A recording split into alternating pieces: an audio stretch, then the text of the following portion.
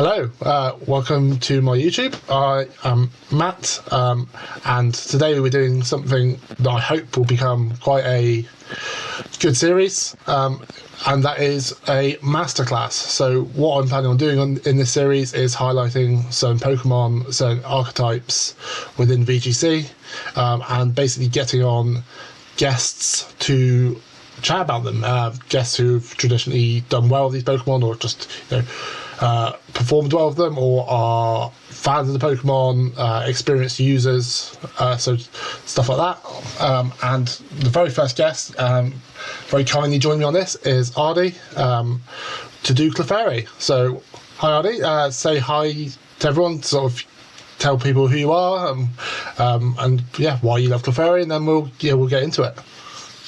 Yeah, hello everyone. My name is Adi.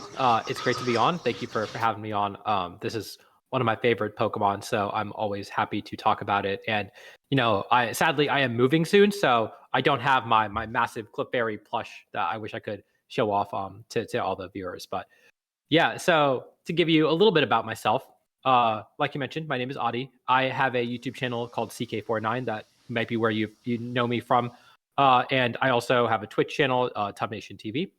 And I also play Pokemon competitively. And so I've top cut 5 regionals, and I've made worlds 4 times, I think. And my 3 biggest accomplishments, I would say, are all with Clefairy, which are back in 2020, I won the first Rose Tower challenge back when we were all, these grassroots tournaments were getting 200 plus players.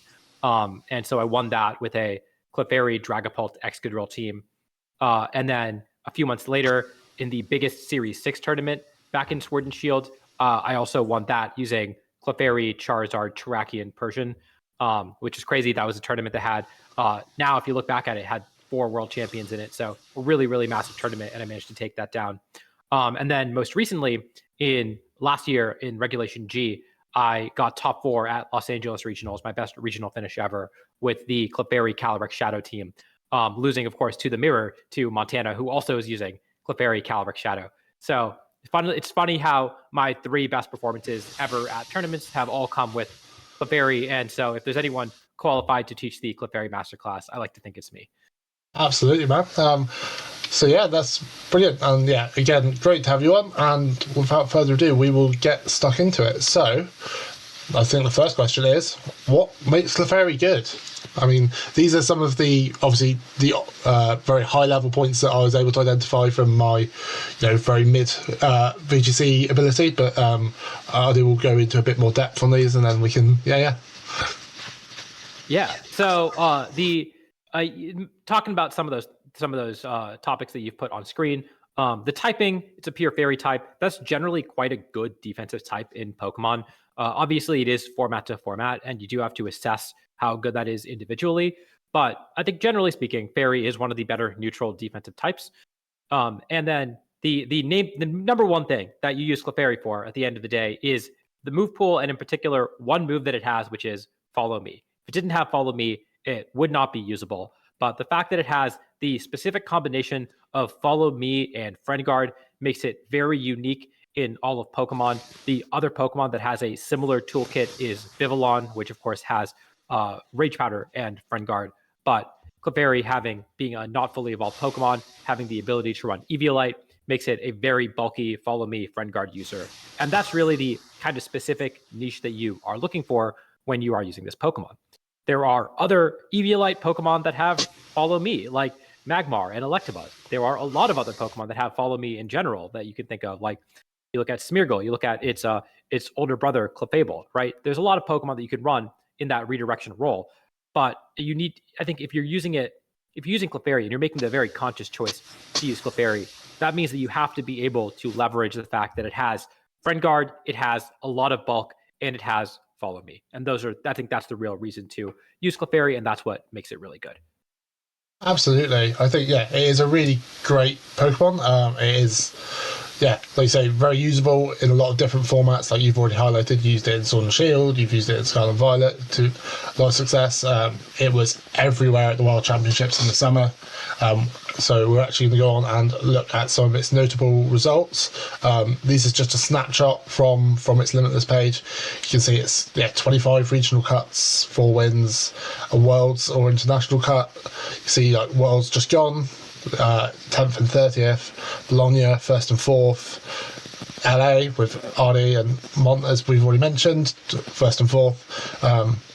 And like going back historically, there's been it's got lots of wins, and it's been a fantastic run. It's really actually held up through the power creep because of its unique abilities and unique sort of applications.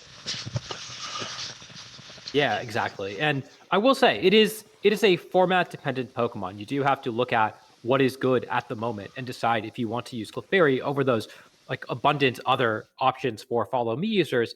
But at least in Regulation G right now, there are not a ton of Pokemon that can use Steel type attacks or Poison type attacks that hit Clefairy super effectively.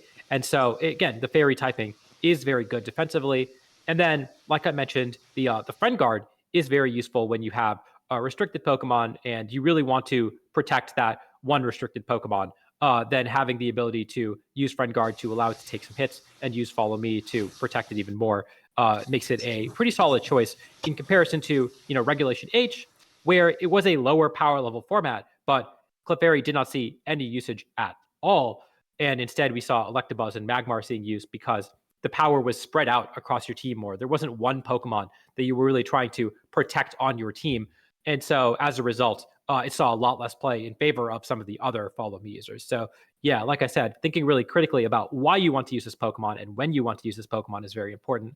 And we're going to get into that real soon. Absolutely, yeah, and even like say Clefable got a lot more use in Reg H because of its toolkit. It had its Unaware for Dondozo, which was obviously a lot more prevalent in Reg H. It does exist in Reg G, but not nearly on the same scale, I'd say. There is that one team which we're all aware of, but yeah, I think it is, like Ardy said, really format dependent, but yeah, when it's strong, it's really strong, and that leads us on to some of the builds that you could run a Clefairy on if you're interested in running it yourself. So Ardy's going to guide us through a couple of these. Yeah, so I think on a more higher level, conceptual level, right? What are you looking for in a partner for Clefairy? Like, what is the ideal partner for Clefairy? And this kind of ties into how to use it. Because yes, it has, again, I said the niche is that it has Follow Me and Friend Guard. But if you are clicking Follow Me, then you are not really taking advantage of Friend Guard because you're not giving your partner the boost in its defenses. And that's really the goal. And so what you actually want to do is not click Follow Me, or at least have turns where you don't have to click Follow Me. That's, I think, really the most important thing about using Clefairy is knowing when to click Follow Me and when not to, which sounds very easy. And we were just chatting before we started recording, but actually can be a lot tougher than you think. Absolutely. And so when you look at Clefairy, the Pokemon that you want to put next to it are Pokemon that have two characteristics. The first is that they can set up really well, which is why you see Calyrex Shadow or Combine Terapagos next to it quite often. In previous formats, we saw a lot of Swords Dance King Gambit or Nasty Plot Goldengo put next to it because those are Pokemon that can set up, and after one turn, they are put in a pretty commanding position. They are all bulky Pokemon. They can take a hit, and they take a hit especially well with Friend Guard. But the other characteristic that they all have is that they have excellent defensive synergy with Clefairy.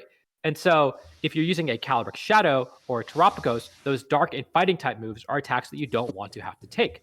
But if you have a Clefairy next to it, then your opponent is going to think twice about firing a dark or fighting type move into your Clefairy. And the same goes for Goldengo and King Gambit, which I mentioned as previous partners to it.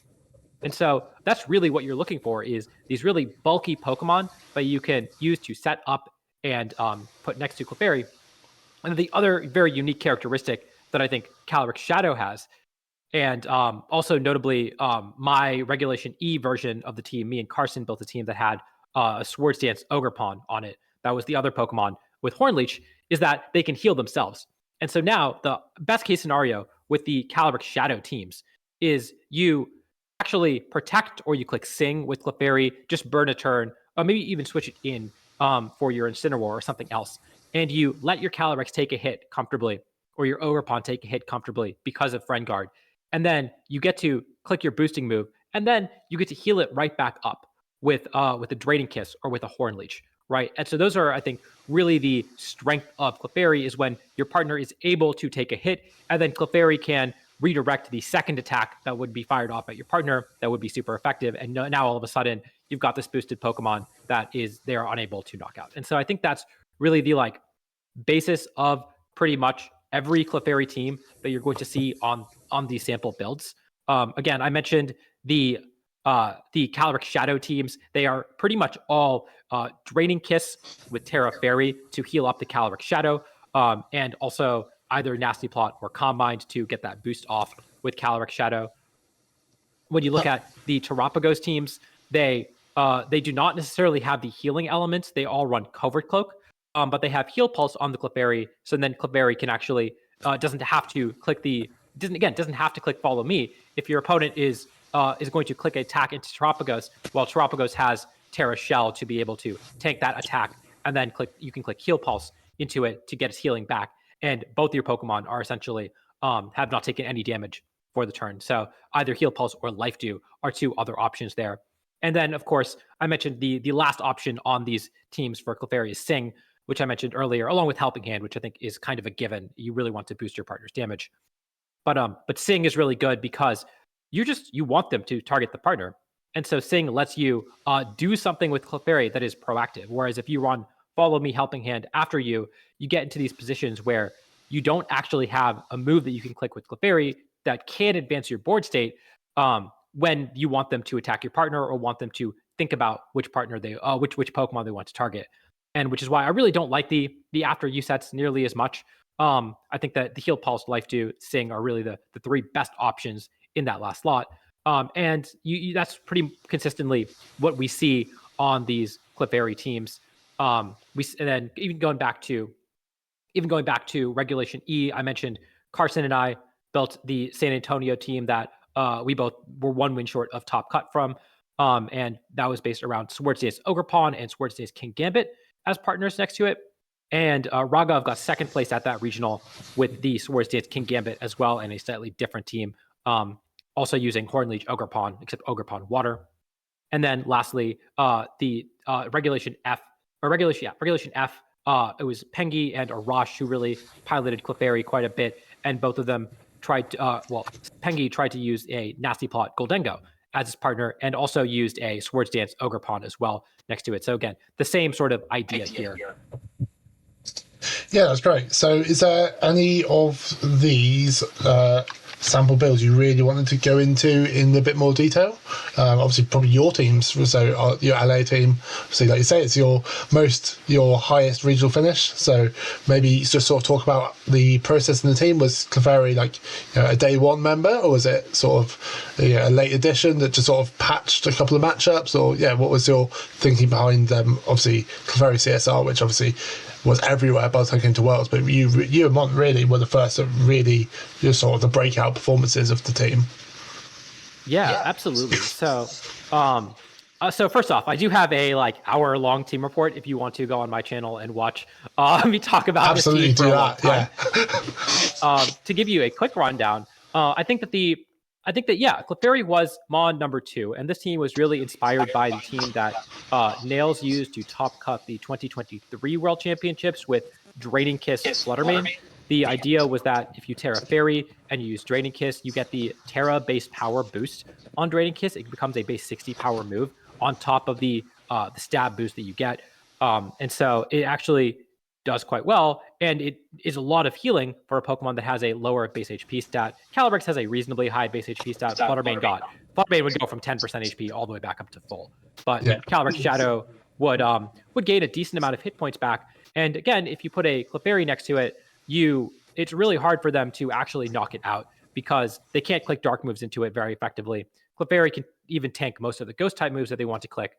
And then the last part of the team that was really important was that Clefairy has a 17 speed IV, so it's slower than Calyrex Ice, and that makes it a decent trickier matchup when you are max bold, you can tank 2 Glacial Lances, which means that it's very good at stalling out Trick Room against Calyrex Ice. And then also you just click Sing. And you don't always hit and you don't always win, but you hopefully hit enough of your Sings. Again, you're going to hit 1 and 2. And so if you hit your Sings, you can all of a sudden win the game. Similarly, the substitute Terapagos, I used Sing because that is naturally one of the bad matchups for Calyrex Shadow. And so I started with Calm Mind because it was much better into Miraidon and much better into Terapagos. And Sing lets me hit through Terapagos' substitute and put it to sleep so they can't set up and I can set up faster. And so even though I have a type disadvantage, I can ramp up faster and be able to knock out all of their partner Pokemon. And yeah, so that was the idea behind the core. I really started with those two. And I tried a lot of different things next to those two. And really, sadly, I think I ended up on 4 of the most standard Pokemon in the format. But I really tried a lot of different ideas, a lot of unorthodox ideas. But you're just iterating and you're trying out different things and you're seeing what works and what doesn't work. And it turns out that the Pokemon that worked the best were in fact the Goon Squad, Incin, Rilla, Urshifu, and Raging Bolt. And the one other innovation that obviously is very standard at the time. This was back in May, the second tournament ever in Regulation G, or the third tournament after Indianapolis and Stockholm, was that I used Stellar, Focus Sash, Urshifu. Again, very standard nowadays, but because Terapagos was really popular and because Calyrex Shadow is naturally weak against Terapagos, I realized that in order to beat Terapagos effectively, you need to have a Pokemon that can utilize Terra effectively. And otherwise, the Terapagos is burning a huge resource from your team. And so using Stellar on my Urshifu and having a Focus Sash meant that I still have a Terastallization that I can use into that team. And I can consistently beat the Terapagos by clicking Calm Mind. My Calyrex isn't threatened. Their Terapagos isn't threatened, but I can beat the rest of their team faster. And then my Urshifu can 1v1 their Terapagos. And I did manage to beat both the Terapagos that I played in that tournament, including Joji, who was coming off of a second place finish at the previous regional with Terapagos. And then, and I will say, I know Mont won the regional. I know he beat me in Top Cut, but he did lose to the Terapagos he played, and I beat both of them. So, in some level, in some ways, we had a very different matchup spread with our two teams, even though we had almost the same Pokemon. Yeah, let's say Mont's very similar. Obviously, Mont had Spell Tag and Plot as opposed to Calm Mind, and he had a Taunt, whereas you had the Raging Bolt. So yeah, very similar in concept. With a couple of differences there, and then we've obviously got the Reg E versions of the team and some Pagos stuff popping up. So yeah, it's interesting to see. Like you say, there's actually a set of Volcarona on the team as well, which can help support. It's got the Heal Pulse set, which helps. This was actually got Moonblast, so it actually has an attacking move, which is not particularly common. I've seen a little bit of it, but not from my experience, it's not particularly common just because it's got so many moves it wants to run. What are your thoughts on Moonblast or a attacking move on Clefairy? Yeah, I think that in this metagame, it is a little more reasonable. It's not doing a lot of damage, but in a metagame where there are a lot of Focus Sash Pokemon, it is usable. And in a metagame where there are Urshifu Dark running around, I think especially it is quite usable because you are doing a big chunk to Urshifu Dark and even a decent amount to Urshifu Water. But yeah, right now, if I were using Clefairy, I would consider using Moonblast on it, and especially using maybe Icy Wind on it, because there are so many Rock Ogerpon and so many teams that rely on a Rock Ogerpon and another Focus Sash Pokemon to really stem these hyper offensive teams to tank these hits really effectively. And if your Clefairy can break 1 or 2 Focus Sashes, that might be the difference between winning and losing. But the downside being that you're losing out on Helping Hand, which is one of the best moves on the set. I'm a Miraidon player, and there's always this common thing. It's Helping Hand is the best move on Farigiraf. The other moves don't matter that much. It's such a busted move, and it's so helpful. And obviously, if you can package it in with a built-in screen, effectively dual screens, it's really incredible. It's a very good bond, and that's why we're doing this masterclass on it. We've briefly looked at the sort of the lower power format stuff, but obviously we've got your team here from San Antonio. Like you say, Source Dance Ogerpon, which it helps support this is a really cool team. I'm a big fan of this team. It's one of I'm a big bundle guy as well, so it's always cool to see getting use. What are your, so obviously, like you say, it's format dependent. It didn't get nearly as much use in Reg H, but your thoughts on it? It's sort of in a lower power format. Generally, it's if it's got things that can set up that it really supports well, then it's definitely got a place. But I suppose it is, they say, depends what metagame is doing. Right. And in this case, we looked at King Gambit and we said King Gambit is the best Pokemon in this format. And we really want to build a team that can support the King Gambit. And so, I showed my team off, worked with Carson Confer on this team, and he used Tornadus Urshifu in the last 2 slots instead of Iron Bundle Rillaboom. But otherwise, conceptually very similar. And we just there were a couple weaknesses, and we had to decide which teams we wanted to have a better matchup into and which teams we wanted to have a worse matchup into. And so there were some trade-offs for those either way. But at the end of the day, this team really did. We just wanted to click Swords Dance with our King Gambit. Same idea. It's very bulky. If you can get a Sing off, then and you can protect and you can click Sing, and you just get a free turn potentially, because people really are scared of this King Gambit. They have to play very carefully around this King Gambit. And so, I think that was the focal point of the team.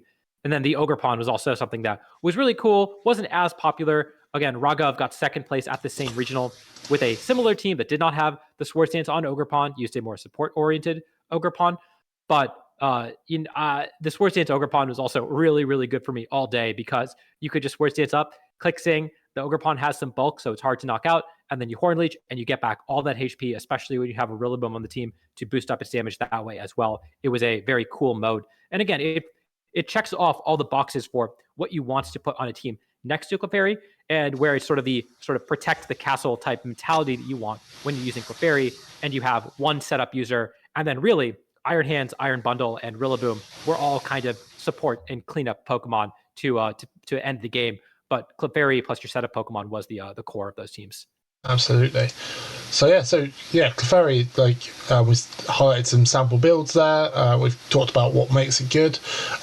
We had a little discussion on piloting, like you said, that you really don't actually want to press follow me that often. But you got any other advice for anyone that's sort of picking up Clefairy as a new pilot? Just like how, sort of like positionally, like I've played a little bit of it. One of my friends, Sam, he took Clefairy CSR to Worlds. It's a very common team at Worlds. If you scroll through the Limitless, it's on tons of Worlds teams.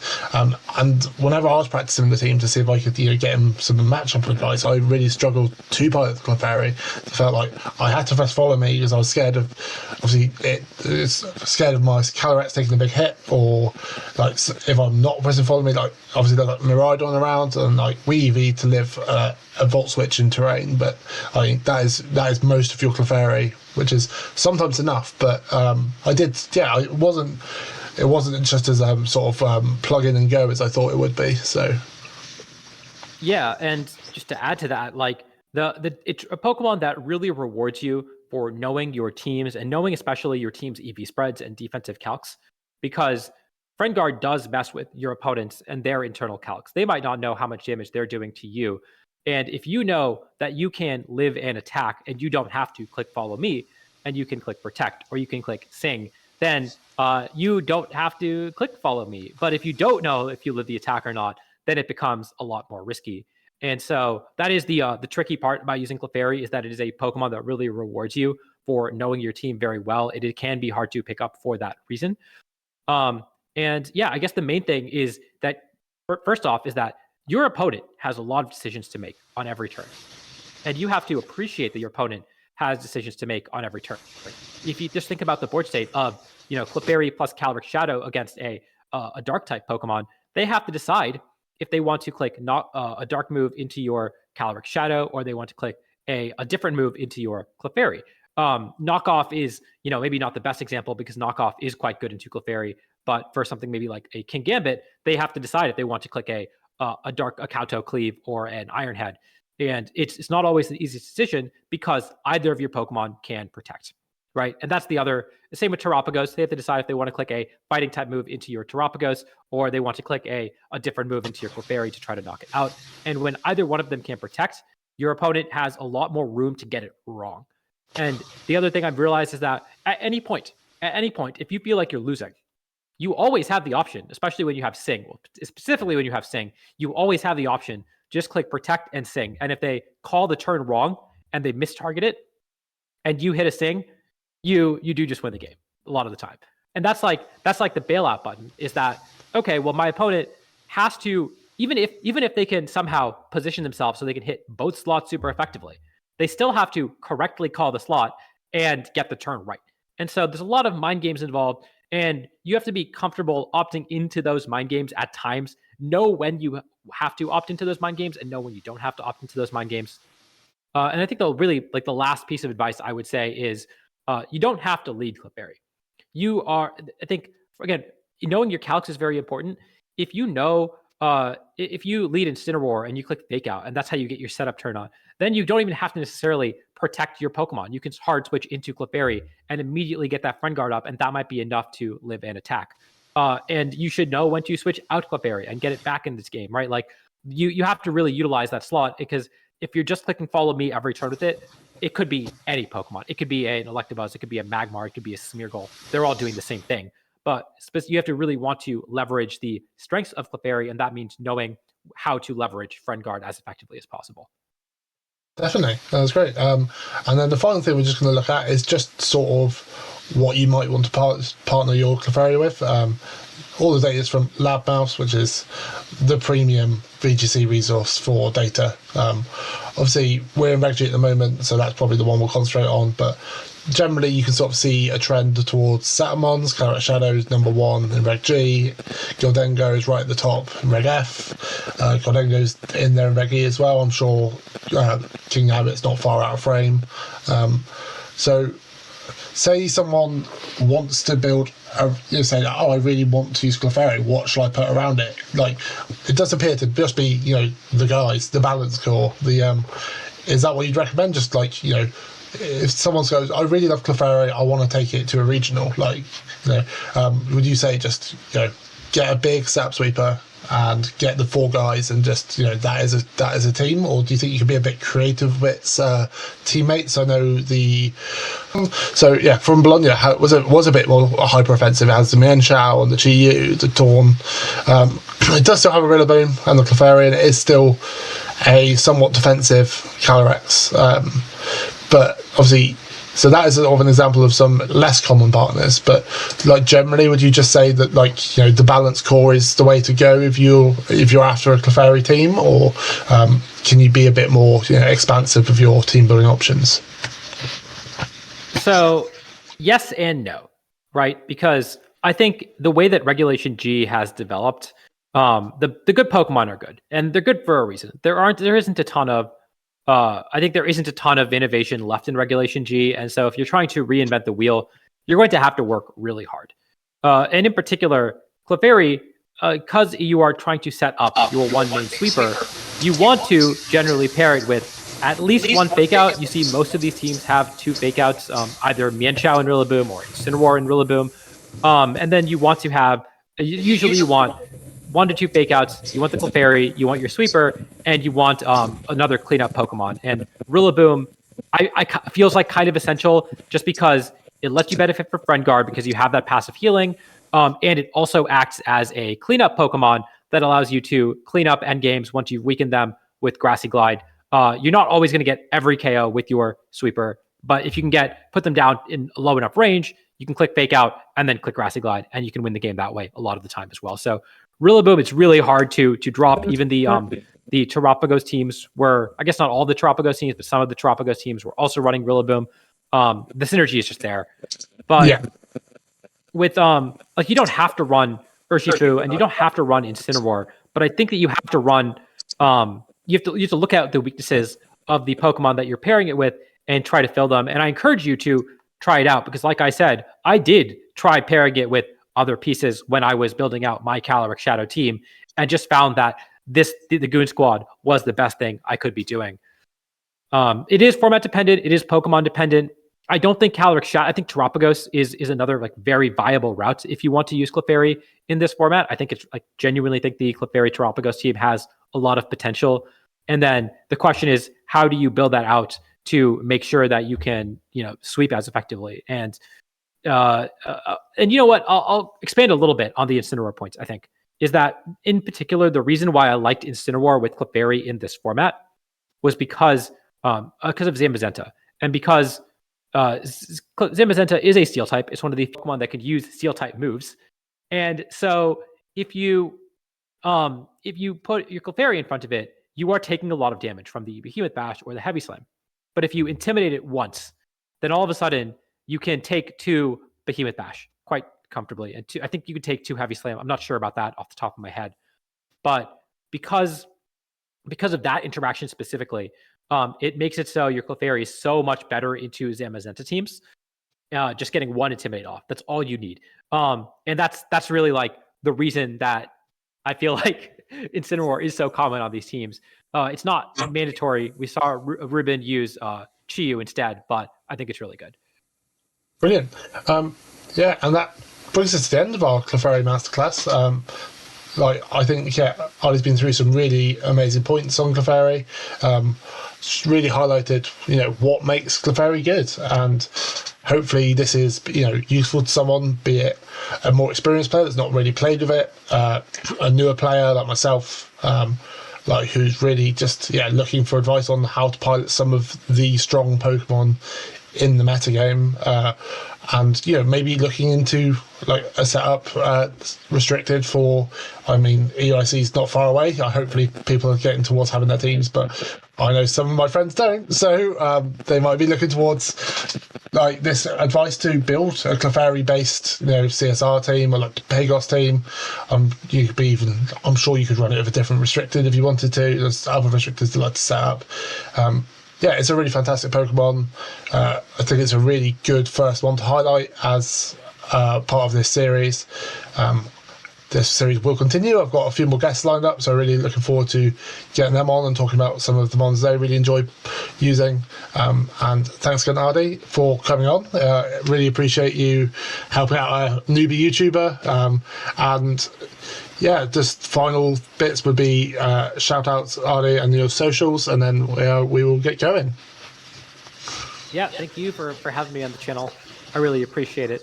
Like I mentioned, I also have a YouTube channel, CK49, where you can watch me talk about a lot of different teams, the metagame, everything, do a bunch of team reports, including, sometimes when I do well, I get my own team reports. Most of the time, it's other people talking about their teams, which I think is a lot more interesting, as you hopefully enjoyed me talking about my team on someone else's channel this time. So the YouTube channel is the big thing. I'm also on Twitch, like I mentioned. Big shout outs to Tub Nation. They're the homies. They're the people I team build with. I've learned so much from them, and all the people who have helped me along my Pokemon journey. Really appreciate it.